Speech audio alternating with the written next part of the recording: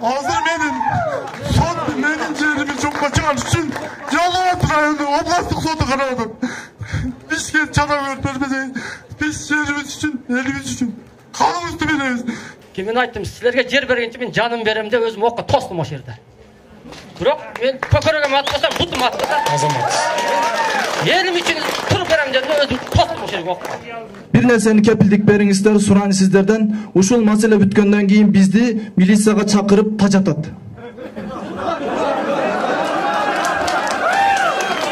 Assalamu alaikum, жалпы Көксерек Көкташ кыргыз элим. Бул жерде биз калк менен чогулуш кылып, сизди чакырган маселе ушул. Биз чакырганбыз, жаштар сүйлөйт дегенсиз. Сөз бердиңиз, рахмат. Bir nerseni kepildik beriңиздер, сурайын сиздерден. Ушул маселе бүткөндөн кийин бизди милицияга чакырып тажатат.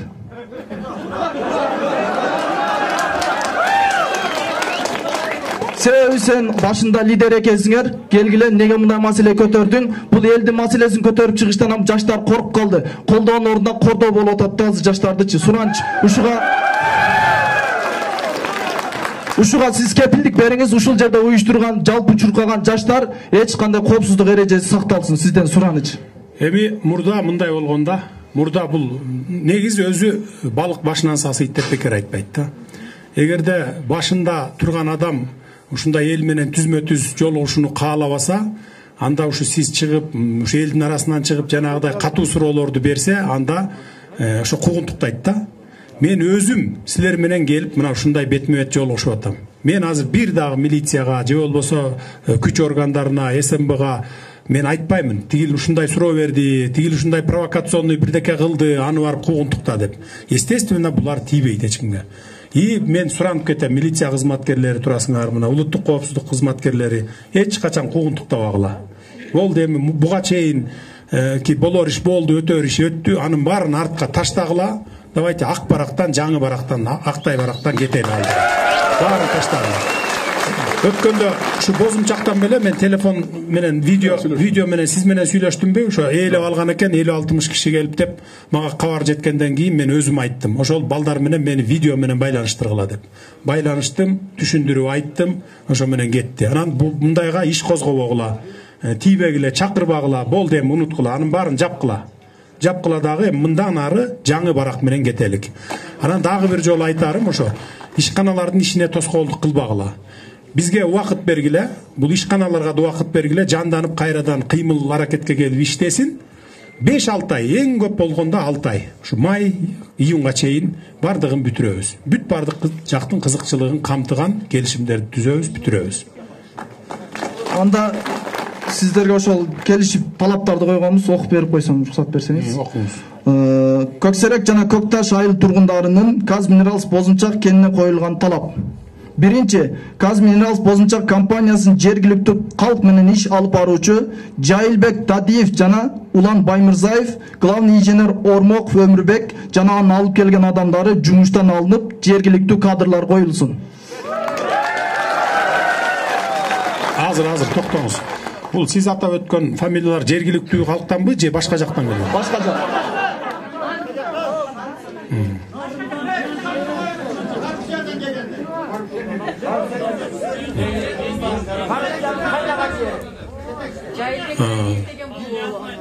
Кичик жактан келген. Бизге жанагы өчтүк жакшы болот. Жок, мен мындайда бизде мыйзам бар да, баарыбыз мыйзамды сыйлашыбыз керек. Жакшыбы, жаманбы, жеңилби, оорбу мыйзамды сыйлаш керек. Анан эмгек кодекси деген бар да, ошол боюнча мисалы аны алып туруп эле жумуштан кетирип кое албайт да, ал сотко берет, ущербин төлөтөт, баягы миллиондогон эмелерди коет. Эмне себептен мисалы сиздерге эмнеге жакпайт аталар? Жайылбек Дадиев калк менен иштешүүчү, Көксерек Көкташ эл менен иштешүүчү көпүрө болчу да. Бул ишкана ачылганда ал көпүрөнү сел алып кеткен. Бул эл менен иштеше албай койду. Элдин талабы ошого кечегиде 5-inde казакмызды эл келип басып алышты да. Негизги себеби ошол Жайылбек Дадиев болчу. Ошогон каршы чыгып, анан кийин эл келип басып алдыбы?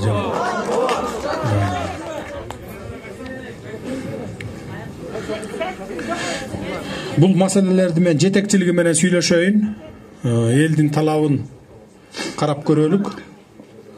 Экинчи талап жергиликтүү калкты 80% жумуш менен камсыз кылуу. Бул боюнча тереңирээк айтып кетсек, жергиликтүү калк менен көксерек менен көкташты эсептеп чыксак 40%га жетпейт экен. Анын ичинде временный дагы иштеп жүрүп, ошолорду алып караганда 40%га жетпейт экен. Анын ичинде көксерек ичинде тактап чыктык. 20дан ашык адистиги бар, диплому бар адистер бар экен. Бирок башка жактан келип туруп, жергиликтүү тургундарды эмес, башка жактан коррупциялык жол менен жумушка алып жатат буларчы. Негизги жергиликтүү калкты экзаменден жыгытуу аркылуу же болбосо ушундай аркылуу булар ызы чугулат же ошондой тоготпогондукпу же акча бербегендикпи, кыскасы кандай болбосун жумушка албайт буларчы. 80% жумуш менен камсыз кылсын деген талап. Жетекчиликтен барбы? Канча проценти жергиликтүү калк? Ушу 2 айылдан деп атасыңарбы? 2 айылдын талабы 80% ушу бизден алсын деп. Көксерек менен Көкташтан, айтып коюңузчу. 69% сыртта куугун талап жүргөнбүз да. Мына ушул базымчак болот. Негизги маселе биздин базымчакка башынан баштап комиссия, парламент депутаттык комиссия түзүп, нолдан баштап изилдеп чыгыш керек. Кандай болгон могу ичине тендерлер да кирип кетет, ичинде тендер бардыгы, кандай берген лицензиялардын берилгендиги. Буну мамлекеттик комиссия түзүп, жергиликтүү жарандардан дагы ошонун ичинде камтып кетиш керек. Күч колдоону менен атып сүдүрөп өтүп кеткен. Келип мага жолугуп айтты, бул жерлер сатылып кеткен. Өзбекстанга сен бул жерде көчүшүң керек деди. Мен айттым, силерге жер бергенче мен жаным берем деп өзүм окко тостум ошол жерде. Бирок мен көкөрөгөм атпасам бутум атпаса Азамат. Элим үчүн туруп берем дедим, өзүм тостум ошол жерге окко. Анан мени Өзбекстанга сүдүрүп алып өтүп кетти, бар ок чыкпай калган, бут калып калган. Өзбекстанда операция кылып жасап алды. 4 күн дегенде Кыргызстанга өткөрүп берди. Ошодон бери эч кыйынтык жок да. Мамлекет тарабынан 5 жыл операция жасалды мага. Бүт чөнтөгүмөн болду. Ар бир операциялар $1000 жасалды. Азырга чейин эч кандай жыйынтык болбойт да. Президентке барсаң киргизбейт, кат киргизбейт, жолуктурбайт. Өкмөткө кирсең жолуктурбайт. Азыр сизге жолуктурган себеп ошодон да. Азыр мен арыз жазып келдим, ошону өзүм колум менен сизге тапшырып коеюн деп атам. Келиңиз, берип коюңуз. Алып келчиңиз мерасты. Өтө тарыхый бир оор маселе. Ошон үчүн мына Камчыбек Кыдыршаевичтин мойнуна оор жүк жүктөлүп атат, тарыхый жүк. Аким туура эмес маалымат берди деп айтсак, айрды биздин колумуздагы лично мени өзүмү. Ушуну жазып чыкканда ушинтип куугун ташкан. Азыр эми мындайлар болбойт деп ишенебиз. Эгерде азыр убакыт болсо бизге 5 мүнөт убакыт берсеңиз 2 айдан 4төн бала кирип берсек, 2ден бала кирип берсек, сиздин алдыңызга эле. Сиз жана айттыңыз, жанагы. Бала ыйлап азайынча кайта деп. Керек болсо ыйлай турган немеге бардык биз. 10 жылдан бери иштейт ушул компания, 10 жылдан ашты. Азыр мен ошол жерде Бозумчакта жерим бар. Айылында. Ата-бабамдан калган. Сиз жерди куугунтуктап жүрүп, атбалды мен жака төгүп, жергиликтүү депутаттар, өкмөттөр берип ошол жерде. Азыр мен үйүмө атбал басып калып коркунучта турат. Бала чакам менен. Азыр менин сот менин жеримди жокко чыгарыш үчүн Жалал Абад району областтык соту карап атат. Бизге чара бербесең, биз жерибиз үчүн, элибиз үчүн каныбызды беребиз. Биздин жерибизди талашпадын сырттан келип алып. Экинчи маселебиз. Сиз жана айттыңыз 75 миллион бюджетиңер бар экен чоң деп Көкташтын. Биздин миллион бюджет азырга чейин 1,5 миллиарддан ашпай Көкташтын бюджети. Бир дагы десең конкреттүү көзгө көрүнүп аткарылган жок. Салынган имараттар бүтпөйт. Биз айтып чыксак, прокуратура башкарынан тартат. Буну деле чечип беришибизди суранабыз. Биз Көкташта тарыхы бар жербиз. Биздин кайдыгер, биздин өкмөттүн өкүлдөрү. Көкташ деген атын өчүрүп, Кеңташ кылып салды. Бизге келечек керек, чегара статусун алган жербиз. Көкташ кылып өзгөрсүн. Кызыктар эмес болсоңор кеткиле бийликтен. Көкташта чындык болсун, өлөйлү. Биз силерге жардам берейли, төркө болгон ошол. Биздин ушуга меске өзгөчө нерсе. Базымчак айылына 10 жылдан бери чаң жутабыз. Жардыруу болот. Биз арыздансак, бизди тартат прокуратура башкасы. Буларды укпайт. Экотек инспекциясын чакырсак, райондук.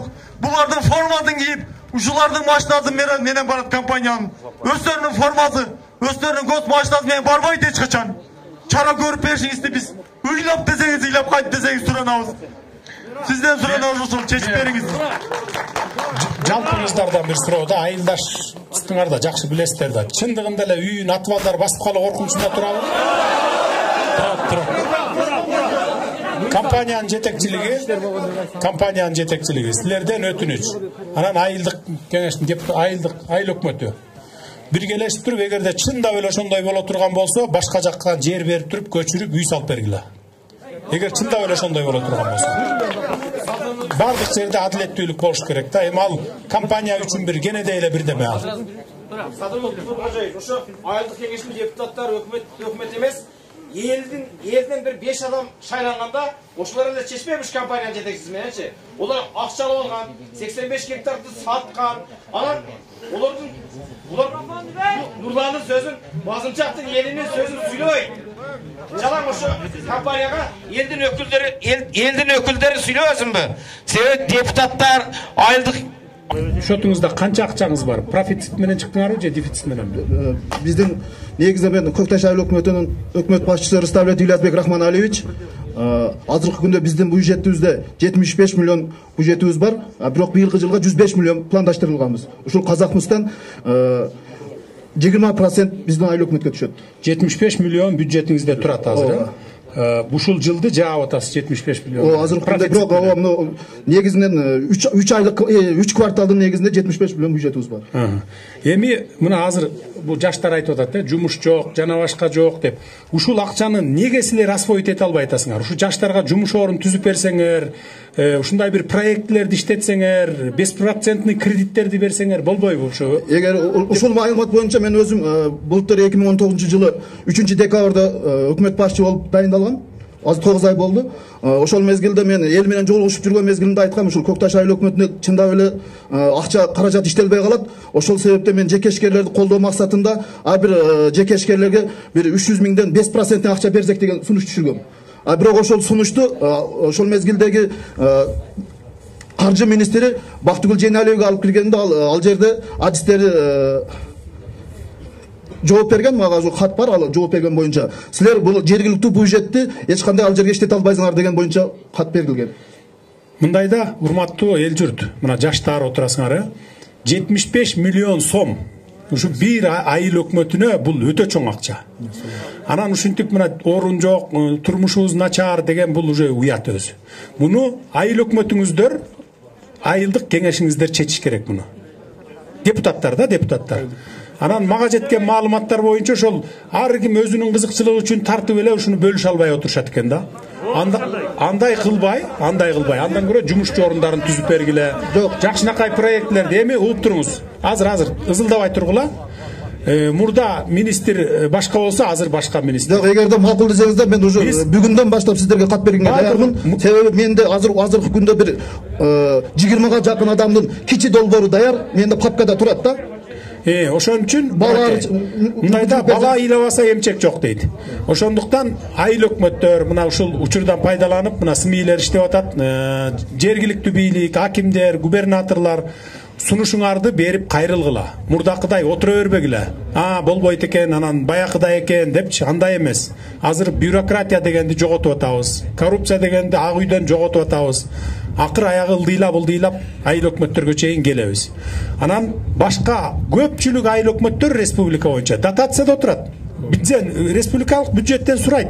Барса жасайт, барбаса оозун ачып эле отурат, мындайча айтканда мына. Дотацияда отурат көпчүлүк. Силердин айыл өкмөт 75 миллион сом деген не деген шумдук бул бир айыл өкмөт үчүн. Анан эмки жылга дагы 100 канча миллион деп атасыңар. 105 миллион. Силер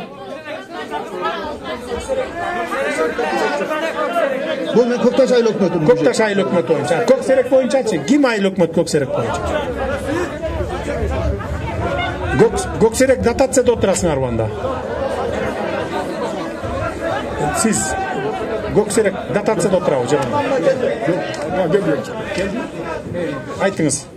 7300 халк бар, 8 миллион 500 миң сом бюджетибиз. Анан онун ичинен защёный статьядан тышкары 1,5 миллион акча бар. Негизинен ошол. Жок, силер канча менен жаап атасыңар? Дефицит менен чыгасыңарбы же профицит? Негизинен дотацияда турабыз. Дотацияда турган акча республикалык бюджеттен каржыланат. Биздин өзүбүздүн бюджетибиз 1,5 миллион сом. Анан онун ичинен баягы айлык акы, электр энергия, детсадтын питаниясынан тышкаркысы 1,5 миллион акчабыз бар. То есть халкыңыз 7300, 1,5 миллион бюджетиңиз, Ооба. Түшүнүктүү. Силердики эми кыйыныраак экен.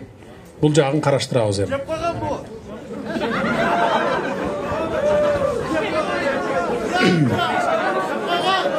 Жеп койсо кустурабыз.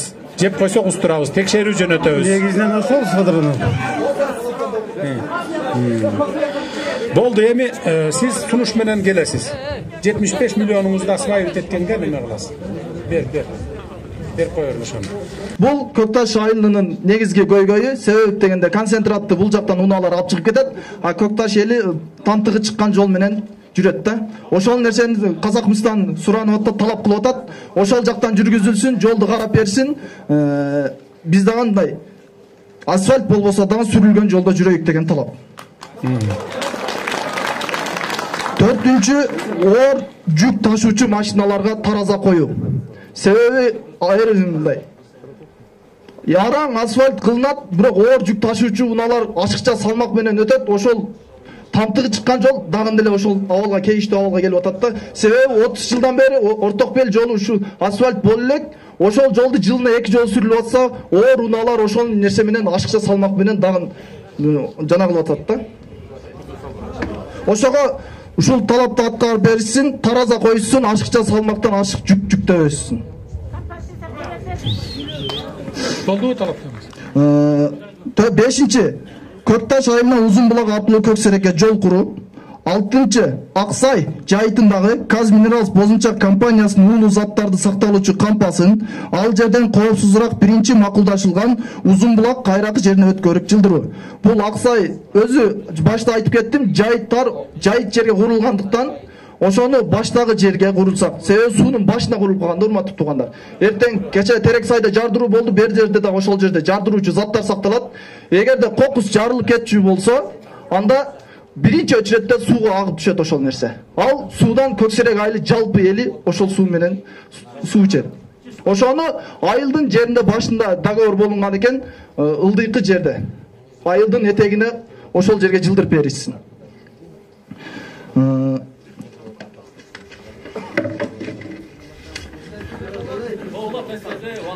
Көксерек айыл өкмөтүнөн баштап баягына чейинки жолду оңдоо үчүн айына $27,000 акча бөлүнөт. Ошол суммага суу чачпай жолду оңдоо эле асфальт төшөп берилсин. Эсептеп чыксак, буну эсептеп чыгышты, 3 жылда ошол суммага жолду асфальт кылып берсе болот экен. 8-чи жардыруу иштеринде экологиялык коопсуздук иштерин сактоо. Себеби көпчүлүк учурда сакталбай атат, үйлөрдөн жарака чыгуу ушул сыяктуу талаптар элдин арыз келип түштү. Жергиликтүү калктын аз камсыз болгон үй бүлөнүн балдарын кадр боюнча окутуу. Көкташтан 5, Көксерек айыл өкмөтүнөн 5 бала. 10-чу талап, айыл чарба азык-түлүк, тамак-аш продукцияларын жергиликтүү ишкерлер аркылуу ишке ашыруу. Картошка ушул сыяктуу жеген бул жактагы тамактануучу нерсени 2 айылдын өкмөтүнө тендер өткөрүп, ушул айылды жергесине жеткирип берүү. Мурда түзүлгөн келишимди жокко чыгарып, жаңы келишим түзүү. Бул келишим боюнча 2018-жылы биз ошол куугунтукталбасын деп айтканыбыздын себеби 2018-жылы бул маселени көтөрүп чыкканда, башта түзүлгөн 2018-жылы Казакмыс Көксерек айыл өкмөтүндөгү келишимди биз жоготуп алдык деп айтышкан буларчы. Таап бериңиздер дегенде булар барып архивден таап келбедик деген, бирок ошол жерде куугунтукталган балдар болгон да. Ошол нерсе келишим эгер жоголгон болсо, кайра башынан түзүлсүн. Фирманын профсоюзу мамлекеттин профсоюзуна өткөрүп берүү. Алабука, Чаткал, Сумсар айыл өкмөттөрү Шакактар айылына оор жүк ташуучу унаалар өтөт. Ошол жерге жананы таразаны ошол жерге коюп берүүсүн.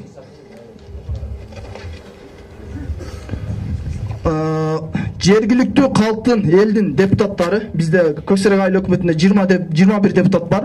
Ошолор фирма Казакмыс компаниясында иштебесин. Же ишин таштасын, же депутаттыгын тапшырып кетсин. Себеби элдин көйгөйү көпчүлүктө деле ушулар чечип кое турган нерселер көп учурда элдин пайдасына чечилбестен Казакмыстын пайдасына чечилип калчу.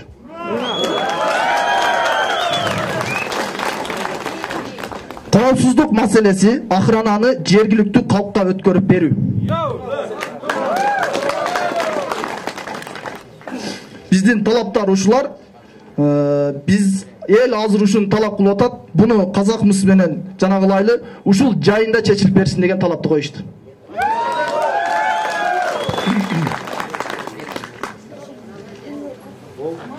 Болдубу?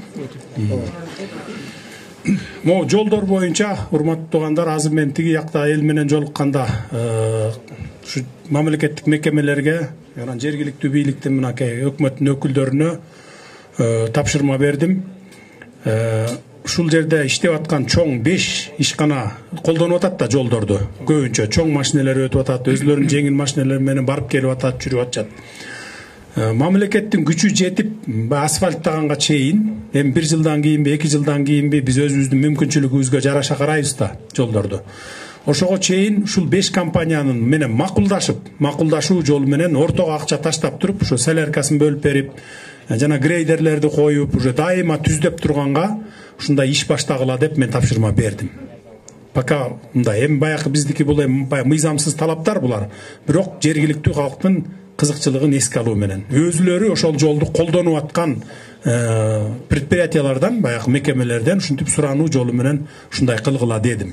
Эми муну көзөмөлгө алып турабыз. Тараза боюнча сүйлөшөлү, бул боюнча дагы карайлы. Хвостохранилищелерди жылдыруу боюнча мен азыр бул жерде ушул экеле жерге келип кетип атам. Кийин убакытты бөлүп баардык жакты ар бир предприятияга bir күндөн убакыт бөлүп келип кеткенге аракет кылам.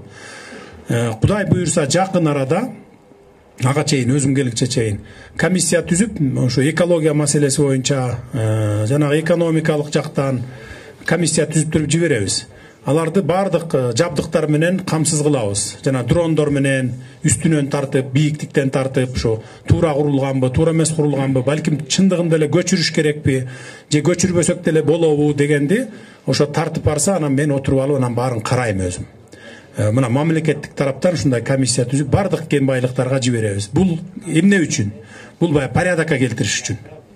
Порядокко келтириш үчүн 30 жылдан бери бере берип, бирок мамлекеттик мекемелер такыр карабай таштап койгондугу үчүн Бишкекте отуруп алып эле справка жазып бере беришет. Көрбөйт, келбейт деле буяка. Аяк алып барып туруп $1000 чөнтөгүнө салат, анан укмуш баягы мировой стандартка туура келиптир, баардыгы сонун экен деп бере берет. Мен муну 8 жыл мурун кумтөрдү текшергенде көргөмүн. Баардыгын өз факты менен далилдегенмин.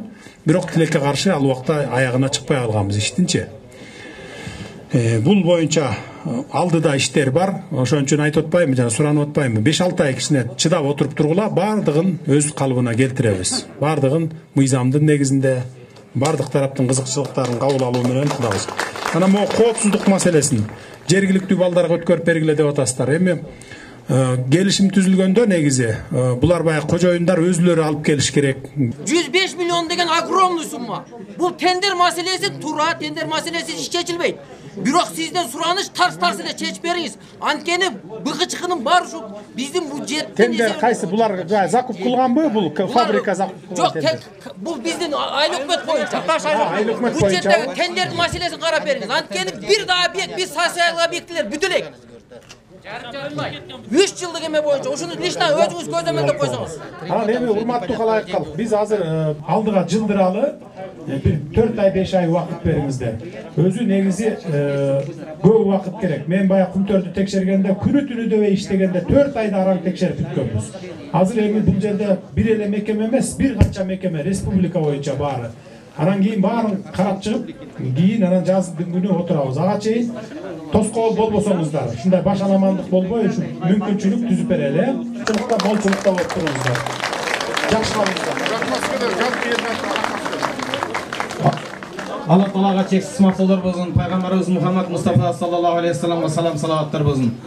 Аллах Раббил Зат бүткүл дүйнөгө тынчтык берсин, ошонун катарында Кыргызстан элине тынчтык берсин. Бул мамлекет башчыларыбыздын Каракылды какшарып калыс элдин сөзүн катырган бүткүл дүйнөгө Кыргыз мамлекетин алдыга алып чыгаткан жетекчилерден болсун. Башынан бактасынан так кетпесин, кадамдары бекем, рызкылары жеңил, баары дин менен жашка насип кылсын. Аллаху акбар.